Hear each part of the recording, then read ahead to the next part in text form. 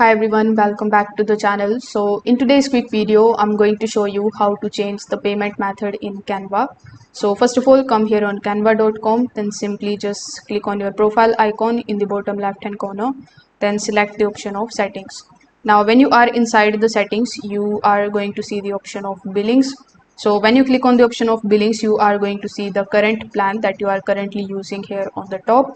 Now in order to make changes into the payment, you will need to select the option of payment method, and then you can basically add the new payment method. If you want to add the card, simply select that and you can make changes into it. Now you can also update your billing details by selecting the add option over here in the bottom right hand corner. Now if you have made your subscription via the Apple Store or the Google Play Store, then you won't be able to change the payment method in Canva. Instead, you will need to update your payment method via your Apple ID or your Google Play account only. So that's how you can basically do it. If this video helped you out, make sure that you like this video and subscribe to the channel. Thanks for watching.